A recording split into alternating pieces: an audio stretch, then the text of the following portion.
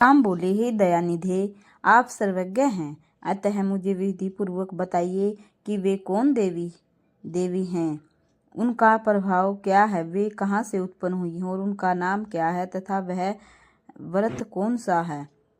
नारद जी बोले, हे राम सुनिए, वे देवी नित्य सनातनी और आदि शक्ति हैं। वे संपूर्ण मनोरथ पूर्ण कर देती हैं और अपनी आराधना से सभी प्रकार के कष्ट दूर कर देती हैं। हे रघुनंदन, वे ब्रह्मा आदि देवताओं तथा समस्त जीवों की कारण स्वरूपा हैं। उनसे शक्ति पाए बिना कोई हिलडुल सकने में भी समर्थ नहीं है। वे ही मेरे पिता ब्रह्मा की सृष्टि शक्ति हैं, विष्णु की पालन शक्ति हैं तथा शंकर की संहार शक्ति हैं।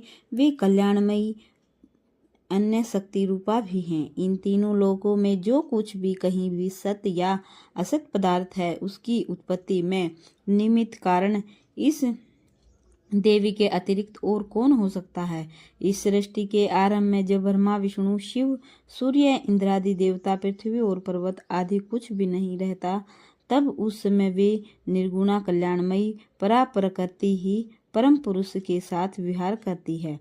वे ही बाद में सहगुणा शक्ति बनकर सर्वप्रथम ब्रह्मा आदि का सर्जन करके और उन्हें शक्तियां प्रदान कर तीनों भुवनों सम्यक रचना करती हैं।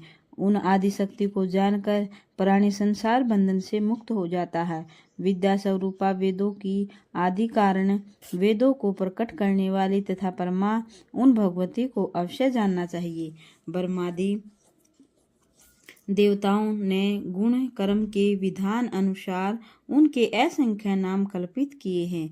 मैं कहाँ तक बताऊं, हे रघुनंदन, अकार से लेकर अक्षय पर्यतन सभी स्वरों तथा वर्णों के संयोग से उनके असंख्य नाम बनते हैं। श्री राम बोले, हे देव ऋषि, इस नवरात्र व्रत का विधान मुझसे संक्षेप्त बताइए। मैं आज ही श्रद्धापूर्वक देवी का विधिवत पूजन करूंगा। नारद बोले, हे राम, किसी समतल भूमि पर पीठासन बनाकर उस पर भगवती जगदम्बा की स्थापना करके विधान पूर्वक 9 दिन उपवास कीजिए।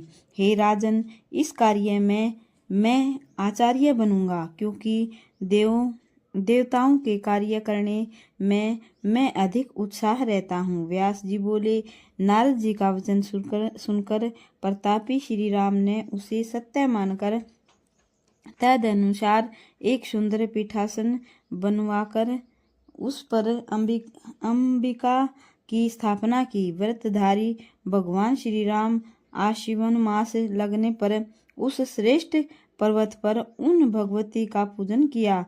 उपवास परायण श्री राम ने यह श्रेष्ठ व्रत करते हुए विधिवत होम बलिदान और पूजन किया। इस प्रकार दोनों भाइयों ने नारद जी के द्वारा बताए गए इस व्रत को प्रेम पूर्वक संपन्न किया। उनसे सम्यक पूजित होकर अष्टमी की मध्यरात्रि की वेला में भगवती दुर्गा ने सिंह पर सवार होकर उन्हें साक्षात दर्शन दिया।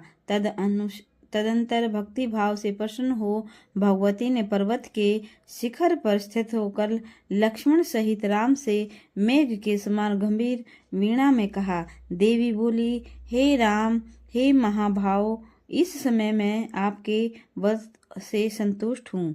आपके मन में जो भी हो उस अभिलाषित वर को मांग लीजिए। आप पवित्र मनुवंश में नारायण के अंश उत्पन्न हुए हैं। हे राम, देवताओं के प्रार्थना करने पर रावण के वध के लिए आप अवतरित हुए हैं।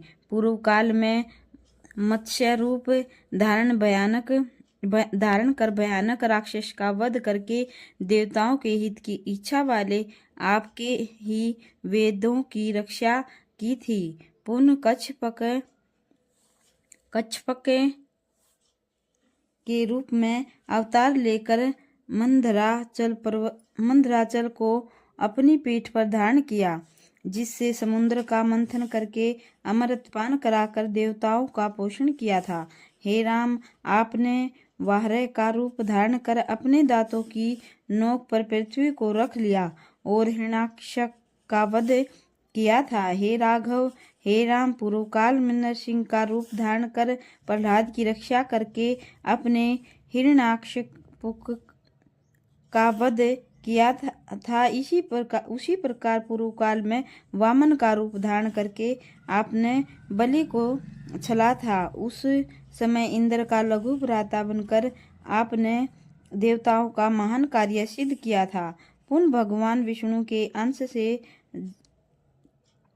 जन्म पुत्र परशुराम के रूप में अवतरित होकर क्षत्रियों का अंत करके आपने सारी पृथ्वी ब्राह्मणों को दे दी थी।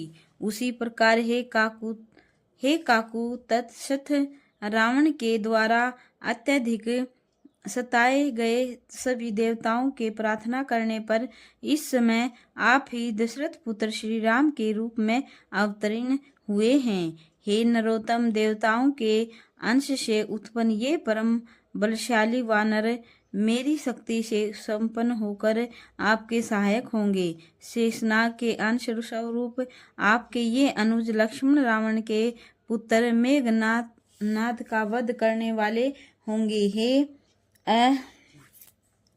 अनग, इस विषय में आपको संदेह नहीं करना चाहिए।